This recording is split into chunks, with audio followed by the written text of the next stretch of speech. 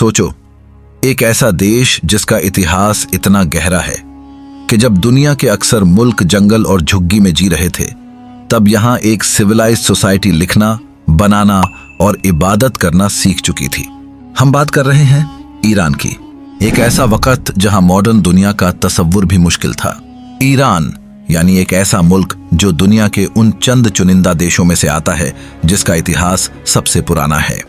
जब हम आर्कियोलॉजी की तरफ देखते हैं तो हमें कुछ ऐसे सबूत मिलते हैं जो इंसानी तहजीब को हजारों साल पहले ले जाते हैं। लेकिन अगर सिर्फ स्ट्रॉन्ग साइंटिफिक एविडेंस की बात करें तो ईरान के इस रीजन में सिविलाइज्ड सोसाइटीज का अस्तित्व 500 से 600 BCE के आसपास मिलता है। ये मतलब निकला लगभग 7 से 800 साल पहले भी इस रीजन में लोग परमानेंट सेटलमेंट्स में रहते थे। फिर 3000 BCE के आसपास एक इलाके में एक खास कम्युनिटी उतरी जिसको हम एलामाइट सिविलाइजेशन के नाम से जानते हैं। ये लोग लिखने, बनाने और स्पिरिचुअल प्रैक्टिसेस में काफी एडवांस्ड माने जाते थे। और इसी दौरान यहाँ एक और कम्युनिटी ने जन्म लिया, माद नाम से। उसके बाद आए पारस लोग, और वही लोग जिन्होंने ईरान की असली फाउंडेशंस रखी। इन्हीं के नाम से बाद में ये रीजन का नाम पड़ा, फार्स या पर्सिया। और इसी सिविलाइजेशन ने एक ऐसी एम्पायर की बुनियाद रखी जो सिर्फ ईरान ही नहीं, दुनिया की हिस्ट्री की सबसे पहली सुपर पावर कहलाई, अचेमेनिड एम्पायर। इस एम्पायर के फाउंडर थे साइरस द ग्रेट। हाँ, वही साइरस जिनके बारे में कुछ मॉडर्न इस्लामिक स्कॉलर्स ये भी मानते हैं कि कुरान में जिसका जिक्र जुल्करनैन के रूप में आता है, वो साइरस ही थे। साइरस का एम्पायर इतना बड़ा था कि एक छोर हिंदुस्तान तक जाता था और दूसरा ग्रीस तक। लेकिन सबसे ज्यादा इंटरेस्टिंग बात यह है कि साइरस द ग्रेट को सिर्फ मुस्लिम्स नहीं, जूस भी एक मसीहा के रूप में देखते हैं। क्यों? क्योंकि जब बेबीलोन के जालिम राजा नेबुकदनेस्सार बख्तनसार ने उन पे हमला करके उनका सब कुछ बर्बाद कर दिया, तब साइरस ने उन्हें उनकी आजादी वापस दिलाई। जूइश स्क्रिप्चर्स में भी साइरस का जिक्र मिलता है और उन्हें एक डिवाइनली चोजन सेवियर कहा गया है। आगे चलें तो 3rd सेंचुरी में ईरान में एक और सुपर पावर एम्पायर उभर कर आई, सासनियन एम्पायर। और उस वक्त दुनिया के 2 मेजर पावर ब्लॉक्स थे, एक रोमन एम्पायर और दूसरा सासानियन एम्पायर। इन दोनों के बीच दुनिया पर राज करने की जंग छिड़ी हुई थी। दोस्तों, अब्बासिद दौर के बाद जैसे ही मुस्लिम एम्पायर डिसेंट्रलाइज हुआ तो आपको जानकर हैरानी होगी कि खिलाफत के अंदर भी अक्सर हाई लेवल डिसीजंस पारसियों के हाथों में ही हुआ करते थे।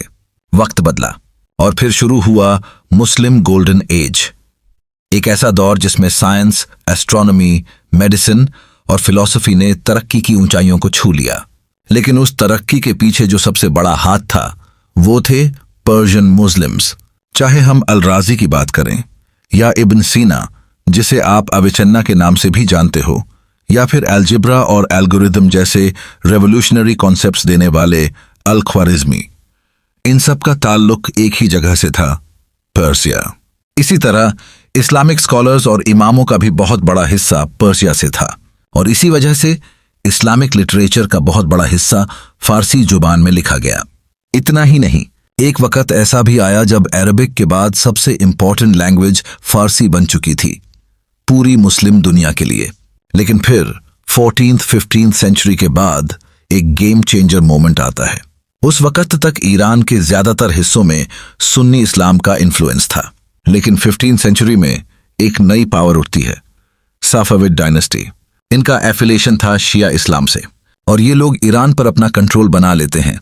ना सिर्फ कंट्रोल बनाया बल्कि सुन्नी स्टेट्स जैसे ऑटोमन एम्पायर से जंग भी की। और सबसे बड़ा स्टेप ये था कि इन्होंने शिया इस्लाम को ईरान का स्टेट रिलीजन बना दिया। यहां से शुरू हुआ एक ग्रेजुअल शिफ्ट, ईरान सुन्नी से शिया बन गया।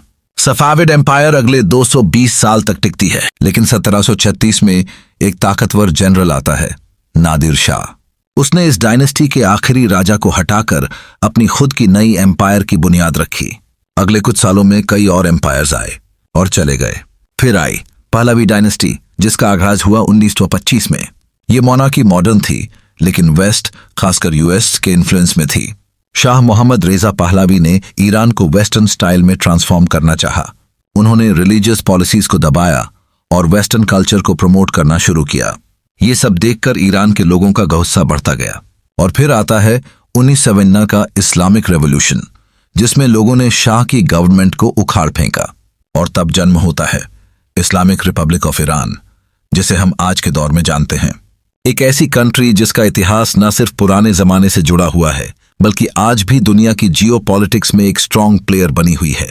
तो दोस्तों, अगर आपको ये वीडियो नॉलेज से भरी लगी हो तो लाइक जरूर करें और कमेंट में बताएं क्या आप ईरान के बारे में और टॉपिक्स पर वीडियो देखना चाहेंगे। और हाँ, ऐसे ही माइंड ओपनिंग और हिस्टोरिकल कंटेंट के लिए चैनल को सब्सक्राइब करना बिल्कुल मत भूलना। बेल आइकन भी दबा देना ताकि अगली बार जब हम हिस्ट्री का कोई और छुपा हुआ चैप्टर खोलें तो आपको सबसे पहले पता चले। मिलते हैं अगले एपिसोड में।